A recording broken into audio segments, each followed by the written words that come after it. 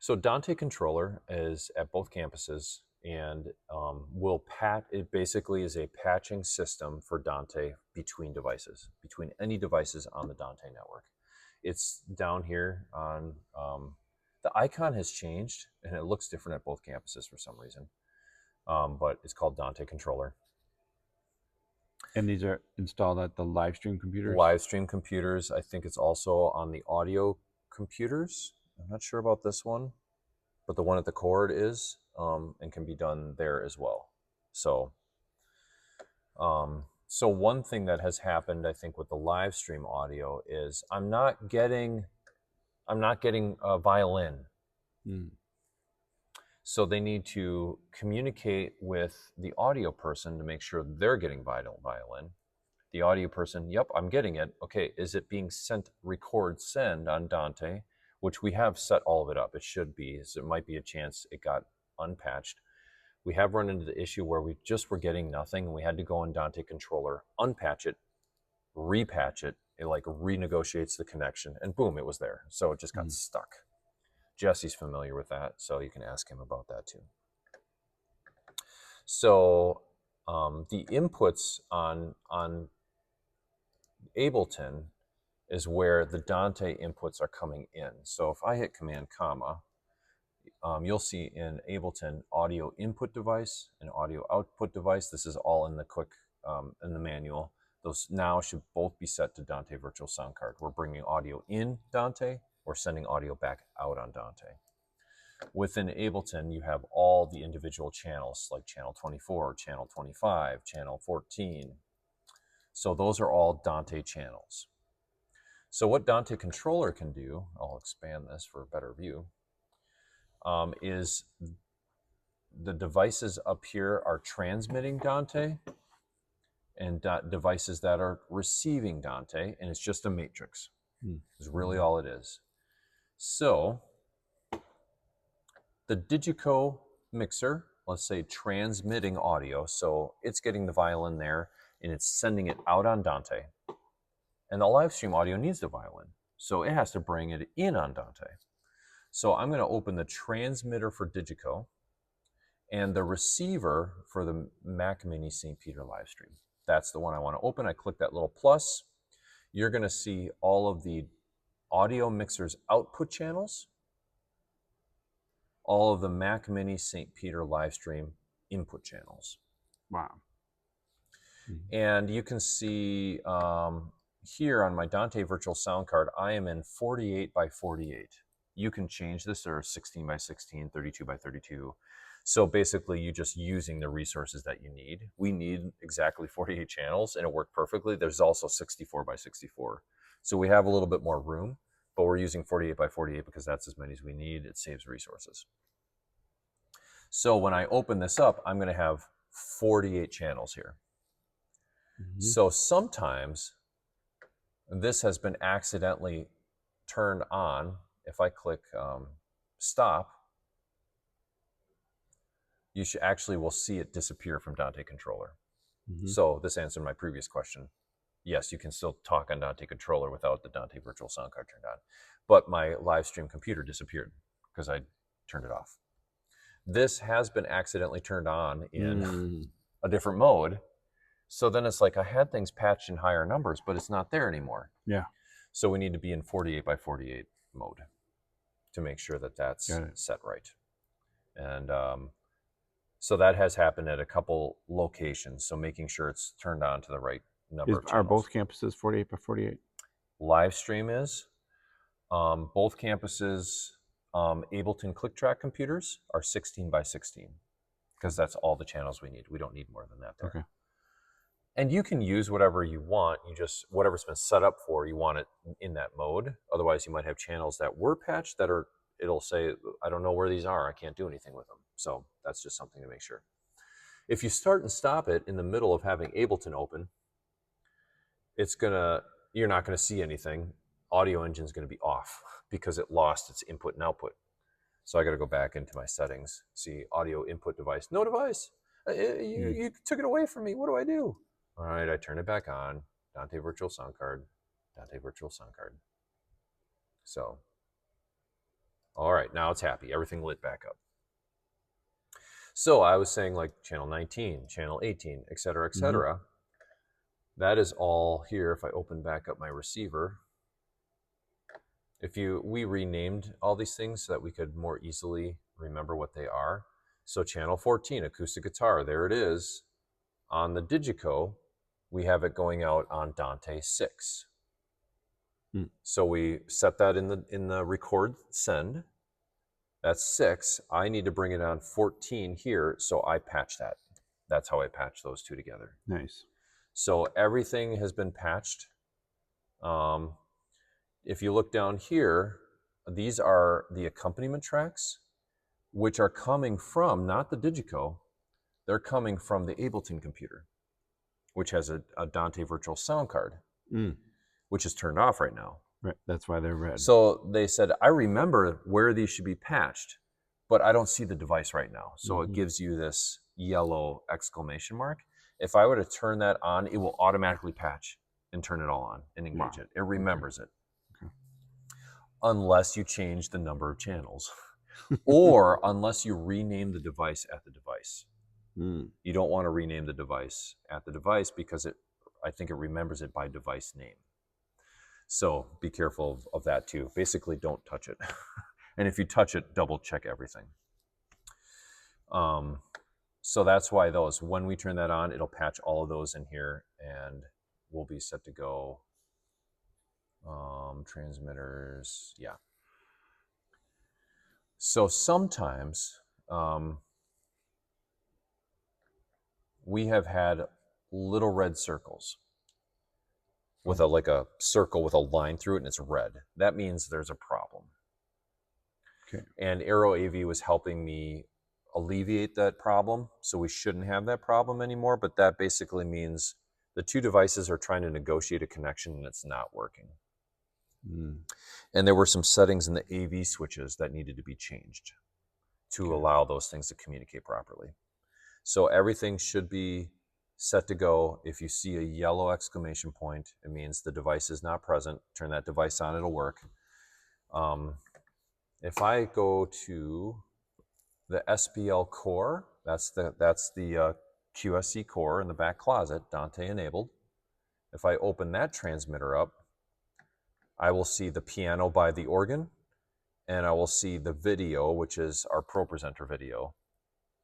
So that video is coming straight from the core QSC, straight to my computer, no interruptions in between. I'm getting a straight feed over Dante. So the wireless 1, 2, 3, 4 on Dante, that's that quad microphone thing, the pastor mics and handheld. I could patch those directly to the live stream. We chose not to do that because of a complicated issue between what's called unicast and multicast, which is in Dante. AI can explain it all to you. But basically, everything is in unicast mode, which only allows like 2 connections to a device. Okay. You have to change it to multicast mode if you want to send an audio to 3 or more destinations. So like Dante is installed probably in Lambeau Field, where they have audio around the entire building and speakers everywhere. They're most definitely running in multicast mode because the announcer microphone is probably being routed to hundreds of locations. Here, we're able to keep everything in 2. And if we wanted to move to multicast, Aero AV was saying we'd have to make a number of changes. His words were, he described Dante like a bride on her wedding day wants everything to be perfect in order for it to work right, So Dante is finicky, like all the settings just need to be just right, or we're going to have those crackles and those things that we had issues with. So he helped us change those settings, and we're currently in unicast mode. So the workaround is the audio is being sent over Dante for the pastor mics to the Digico, and then being sent out on Dante from the Digico to here. That just alleviated 3 destinations and kept it to 2 destinations and 2 destinations. It kept it happy in unicast mode. So that's why, for instance, it's not patched directly, but if I wanted to, I don't think it's patched directly. Where are the pastor? Here's the pastor mic, 26. I could patch it here, but it would start to have issues. It would probably unpatch the other destination to open up the resources to do it. So I don't want to do that. But that's why we had to do it that way. So basically, inside Dante Controller, you have all your devices, and you can patch things wherever you need it to go. So we've done that, but changes could be made. When I introduced these RedNet devices, I needed the live stream computer to be the sender, the transmitter, and the RedNet device to be the listener, the receiver. And I had main 1 and 2 going to the RedNet left and right. And that's how I'm sending audio from this computer to this device. I patched it right there. Channels 3 and 4 are going to the live stream. The thing that's managing that is the core in the back closet. So transmitter, Mac live stream, receiver, SPL core, there's the live stream Dante channels patched on 3 and 4, which I have in the software. If I go to the software and go to the stream, you'll see external out 3 and 4 is what it's selected to send on. Okay. So Ableton is saying, I'm telling Ableton, put it on your channel 3 and 4. And it says, okay, it's on 3 and 4. And then I go into here and patch channel 3 and 4 to the core. Channels 8 and 9 is what we designated to listen for the Dante feed to send to the live stream. That's how we patched it. That was what I needed Aero AV to help me do, is in the QSC, say, okay, take channels 8 and 9 and put that into the production feed with the video to go out to the live stream. Oh. They had to program the QSC for me. The QSC, again, I haven't done all the training. It's very complex. So that's how they helped me get that up and running. So that is Dante Controller. It's for the most part the same at both campuses. The room mics are different because here we have those room mics going straight into the core, the QSC core. At the core campus, we have it going into a Dante unit. That's how we got it through that projector line. And so we patched it that way through Dante. Horse apiece each way. So just what was easier to wire up, basically. So that is, for the most part, Dante. What I will probably be good to notice, I had Aero also to fix the issues. At both campuses, the QSC core has been designated the leader in Dante. One device has to say, I'm in charge. You know, we were talking about, like, what's the hub or the server? There is none. But you do have to designate one device to be the leader, to be in charge, to be the source of the clocking. So this was set to just determine, everyone just decide for yourselves who's in charge. And they'd start to argue. And that's where we had the audio just shut off and then come back on, and then shut off and then come back on. That was the devices arguing over who's in charge. So what Aero did was come in on the back end and say in Dante, the core, the QSC core at both campuses is in charge at all times. Because that device is on 24/7. You want a device that's on 24/7 because when devices pop on and off, your leader doesn't have to change. It just negotiates the connection. Boom, you're ready to go. Negotiates the connection. It does it in milliseconds. Boom, you're ready to go. So this should stay the same. If there's syncing issues, you can check that here. You can check network status issues, latency, and also events, warnings, errors, general information. We were monitoring a lot of this when we were trying to figure these issues out. So you can do a lot of that in Dante Controller. There is an ability which we have not needed and that is to update firmware across Dante devices. So the controller has a Dante updater, allow connections on local networks.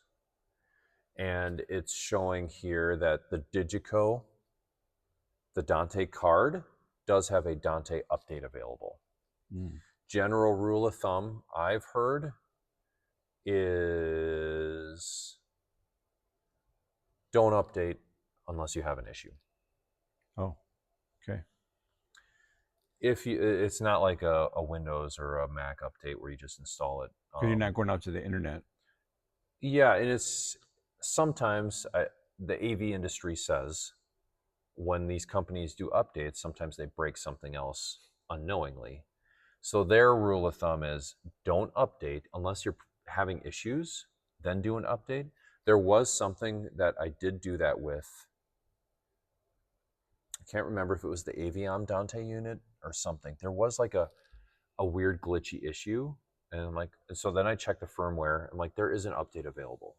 So because we're having a glitchy issue with this device, I am going to update the firmware, and that did fix the issue. Mm. So the general rule of thumb I've heard is don't just go around updating things, which is hard because when there's an update, it's like, if there's one OCD thing I have, I love it when things are updated. So there are times where it's just kind of let it alone. And now that I'm looking at this and we had that glitching issue, switching over to the Dante card fixed it. But if there was an issue with the Dante card, we probably would have said, there is an update available. Let's look at the release notes, see if it has in there, fixes an issue where, and like, that's what we're experiencing. That's a good way to do the updates. Otherwise, I've been advised back by Craig Baston back in his days, don't update unless there's a problem. If it's working, let it keep working. So what about this Dante this controller? is Dante controller. This is strictly a software. Okay. So that is not an issue. It's mostly firmware items. Okay. Device firmwares. Just be careful updating those. Read the release notes. If you're experiencing an issue, then do it.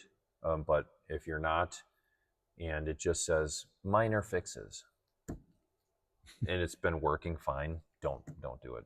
So yeah, I will install this download, this update, because it's the Dante controller. It's just software that helps. Maybe introduces new features that help you analyze what's going on in your Dante network. Ableton Live, I have been pretty safe with updating. This is something for you with the Mosel management. It does have an auto update feature, but Mosel is blocking it. So it won't update. You have to manually go download the next Ableton Live update and then manually install it every time. That's probably a good thing because there was one update that broke some things. Okay. And the entire worship community was up in arms about it because it broke it for everybody. It wasn't the MIDI connection. It couldn't even open an Ableton file. It gave an error warning. And the entire worship community was like, what happened? Don't update, and this and that. So updates, again, with Ableton Live, read the release notes, fully test it. Wait a little bit, see if people are having issues with it or not. And then call John Rudott to get the password to update stuff, unless you give it to the next production person, which you might need to. Yeah, I have used it a lot to update stuff, and I can't type and talk at the same time. There are a number of updates like Dante controller that I'd like to update just to make sure that that's good, or test the Ableton Live, or even the Dante virtual sound card has had an update every now and then too.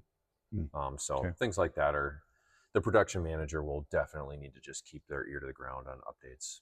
So what's the only thing besides the firmware?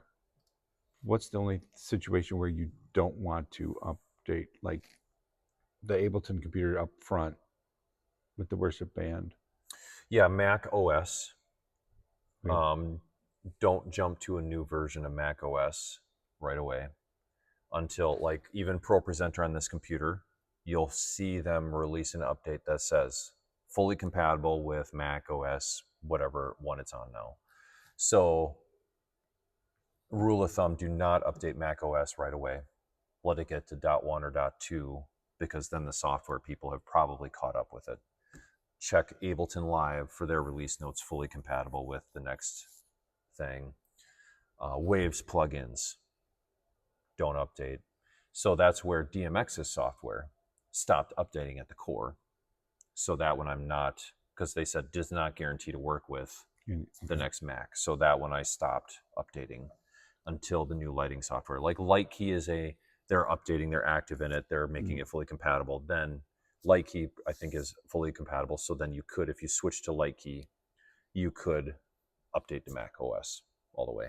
And I turn off Apple Intelligence on these computers too, because there's no use for it Right. on these computers either. So minimize the resources, shut stuff off when it's not needed. ProPresenter updates are another one. Work with Leslie on that. ProPresenter, we'll talk about that in another video, but everyone in the worship community has a love-hate relationship with ProPresenter and their company Renewed Vision, because every time they release an update, they break something else. So we are very careful with the new updates, because they do fix issues, but then they break and create new issues. And it's just been a constant back and forth. So, okay, so that's Dante controller. And I updated that. Yep, it rebooted and it's already looking for things on the network. So